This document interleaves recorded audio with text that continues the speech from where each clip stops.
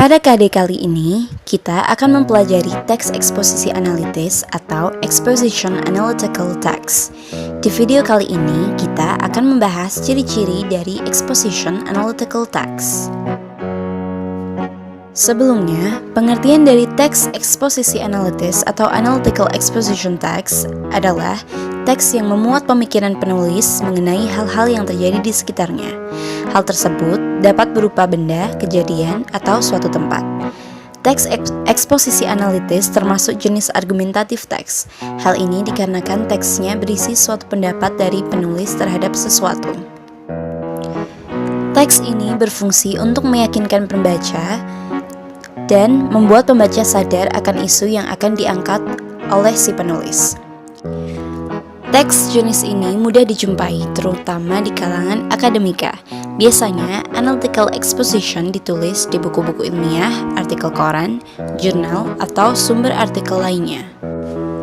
Ciri-ciri dari teks eksposisi analitis yaitu: yang pertama, teks ini menggunakan simple present tense. Kemudian, teks ini berisi alasan. Teks eksposisi analitis dicirikan mengandung argumentatif hasil buah pikiran sang penulis. Argumen ini diperkuat dengan alasan-alasan sang penulis. Kemudian, teks ini menggunakan causal conjunction dan internal conjunction yang nantinya akan dibahas di video berikutnya. Kemudian, teks ini juga menggunakan kata ekspresif yang menyampaikan pikiran dan perasaan penulis akan suatu hal. Contohnya, feel, know, experience, sense, think, dan lain-lain. Kemudian, teks ini juga menggunakan kata evaluatif atau kata-kata penilaian yang mewakili penilaian penulis terhadap suatu hal, misalnya trustworthy, valuable, important, dan lain-lain. Kemudian, kita lanjut dengan mempelajari materi simple present tense. Untuk membentuk kalimat tense ini, biasanya digunakan kata kerja bentuk dasar atau verb 1, kecuali untuk kata ganti orang ketiga menggunakan verb 1 plus s atau es, seperti ditunjukkan pada tabel di bawah ini. Tabel di bawah menjelaskan struktur dari simple present tense. Di sini tertera subject plus verb plus the rest of the sentence. I, you, they, we sebagai kata pengganti orang pertama dan orang kedua tambah kata kerja pertama yaitu go to the school. Kemudian subjek she, he, it sebagai kata pengganti orang ketiga tambah verb 1 tambah s. Go menjadi goes. Kemudian bentuk spelling kata kerja pada orang ketiga dalam kurung she, he, it tergantung dari akhiran kata kerja verb tersebut. Untuk kata kerja yang berakhiran o, ch, sh, x atau z, tambahkan es. Contohnya goes, catches, washes, kisses. Lalu, untuk kata kerja yang berakhiran vokal y, cukup tambahkan s. Contohnya, plays, say menjadi says, enjoy menjadi enjoys, think menjadi thinks. Kemudian, untuk kata kerja verb yang berakhiran konsonan y, hilangkan y dan tambahkan es. Contohnya, carry menjadi carries, study menjadi studies, worry menjadi worries, marry menjadi marries. Berikut adalah contoh kalimat. I think bird is a beautiful animal.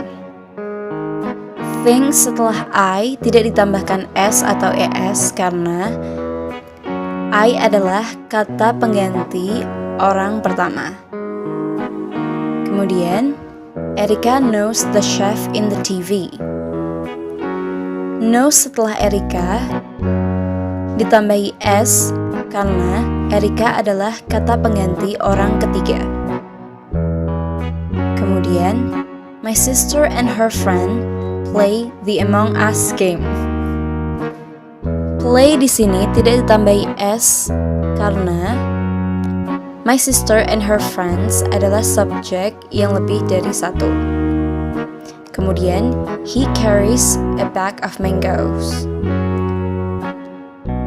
He di sini adalah kata pengganti orang ketiga. Kemudian, she always washes the dishes. She di sini adalah kata pengganti orang ketiga. Macam-macam dari kalimat simple present tense terdiri dari simple present tense affirmative atau positif, simple present tense negatif, simple present tense interrogative atau pertanyaan. Simple present tense affirmative rumusnya adalah subjek plus kata kerja bentuk satu atau verb satu atau to be dalam kurung is, am, are plus object. Contoh simple present tense affirmative yaitu Susi Pujiastuti is the Ministry of Maritime Affairs and Fisheries. Kedua, she reads Harry Potter book every day. Ketiga, they watch new movies every Sunday. Simple present tense negatif. Untuk membentuk kalimat simple present tense negatif, biasanya menggunakan tambahan don't sama dengan do not atau doesn't sama dengan does not sebelum kata kerja, kecuali to be. Rumusnya adalah subject plus don't atau doesn't plus kata kerja satu atau verb satu plus object. Jika kata kerja atau verbnya berupa to be, maka rumusnya menjadi subject plus dalam kurung is, am, are plus not plus object. Contoh simple present tense negatif. Susi Pujiastuti is not the Ministry of Maritime Affairs and Fisheries. She doesn't read Harry Potter book every day. They don't watch new movies every Sunday. Lalu, simple present tense interrogative. Untuk membentuk kalimat interrogatif atau kalimat pertanyaan, biasanya menggunakan tambahan do atau does di depan kalimat. Rumusnya adalah sebagai berikut.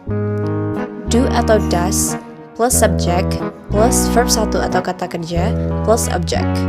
Kata do digunakan jika subjeknya adalah I, you, they, atau we. Namun, kata does digunakan jika subjeknya adalah bentuk orang ketiga.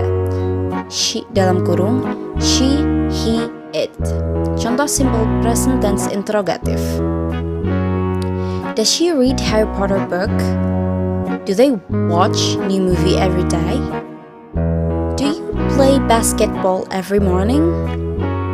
Apabila kata kerja verb berupa to be, maka jangan menggunakan kata do atau does.